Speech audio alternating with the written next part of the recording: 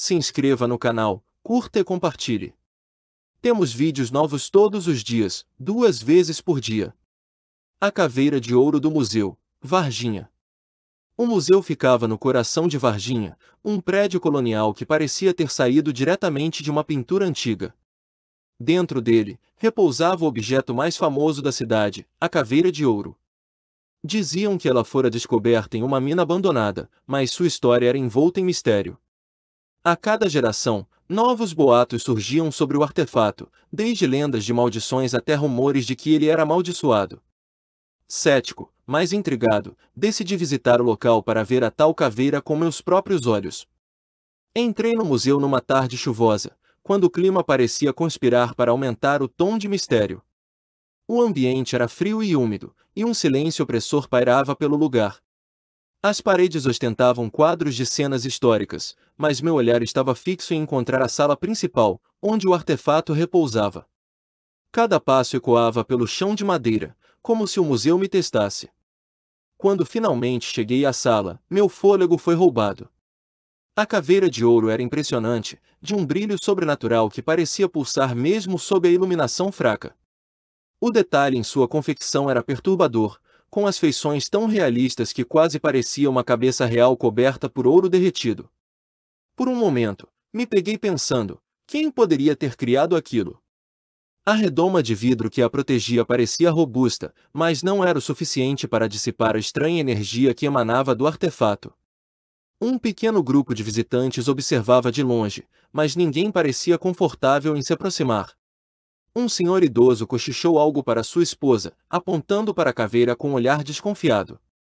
Decidi ignorar os sussurros e me aproximei mais do objeto.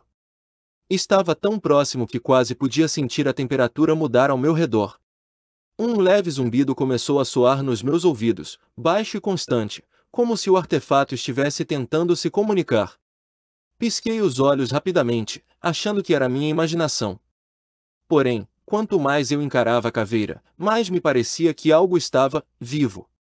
O segurança do museu se aproximou e pediu que eu me afastasse. Percebi que estava inclinado demais, com a mão quase encostando na redoma. Um frio percorreu minha espinha. Balancei a cabeça, rindo de mim mesmo.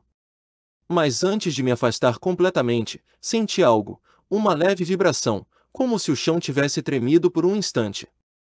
Saí da sala com um desconforto que não conseguia explicar. Algo naquela caveira parecia errado, mais do que eu gostaria de admitir. Talvez fossem apenas os boatos locais mexendo com a minha mente, mas uma voz em minha cabeça insistia, havia algo que não deveria estar ali, algo que não pertencia a este mundo. Naquela noite, mal consegui dormir. Toda vez que fechava os olhos, via a caveira. Era como se ela estivesse me observando, me chamando. Acordei no meio da madrugada suando frio, com uma sensação terrível de que eu tinha cometido um erro ao me aproximar tanto daquele objeto. Após aquela noite de pesadelos, decidi que precisava entender mais sobre a caveira de ouro. Minha curiosidade, misturada com uma sensação de inquietação, me levou a pesquisar mais sobre o artefato. No entanto, as informações eram escassas e fragmentadas. A única história concreta era a de que o objeto fora encontrado por mineiros nos anos 1930 em uma caverna próxima a Varginha. Pouco tempo depois, esses mesmos homens haviam desaparecido misteriosamente. A cidade sussurrava lendas.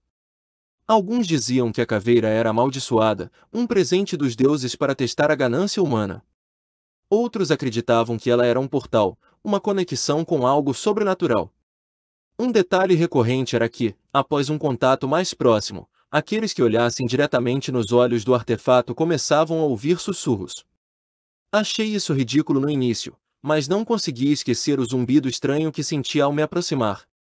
Naquela tarde, voltei ao museu, mas agora como quem procura respostas, e não apenas curiosidades.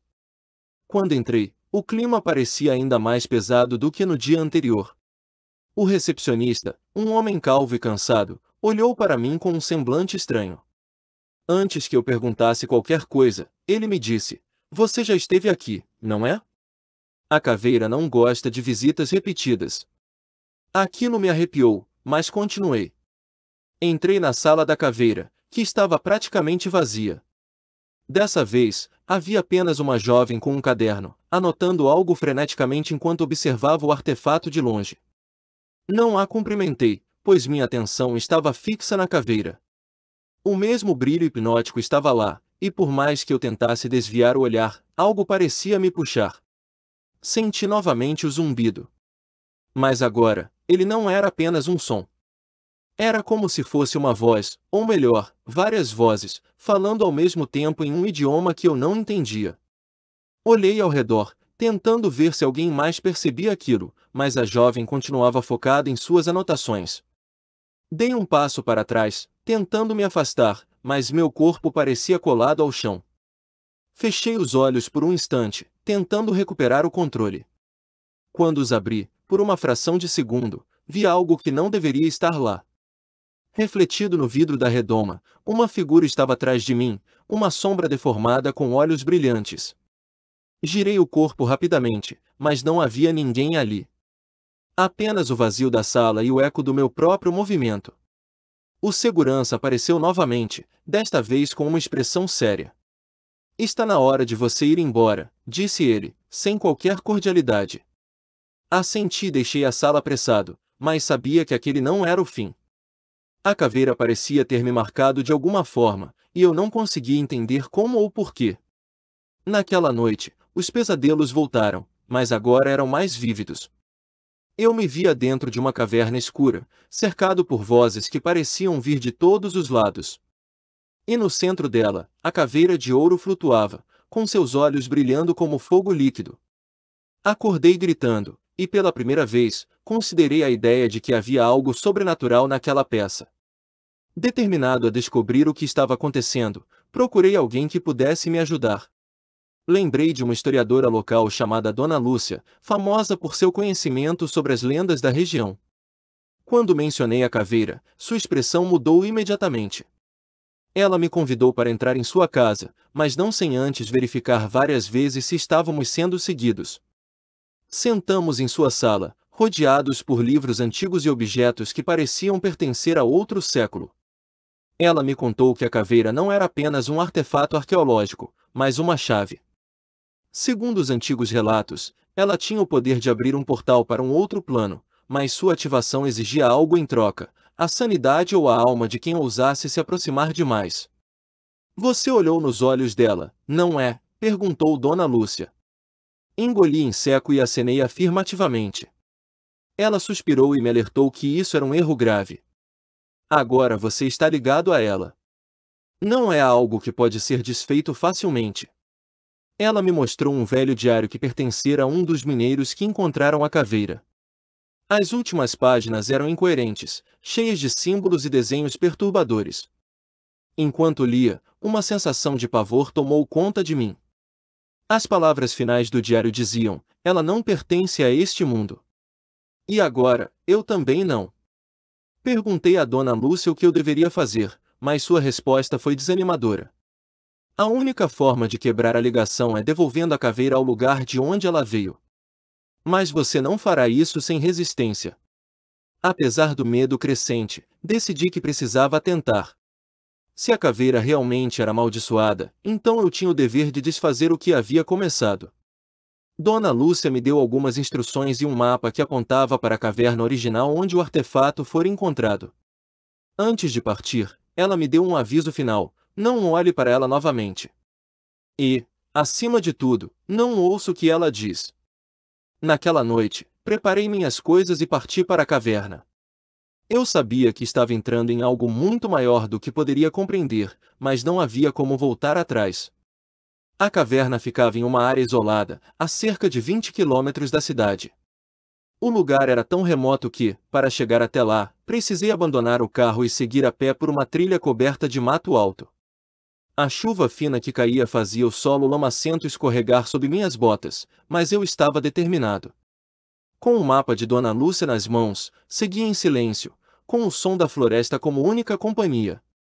Quando finalmente cheguei à entrada da caverna, um calafrio percorreu minha espinha. A boca escura da formação rochosa parecia me observar, como se fosse uma criatura viva esperando por mim.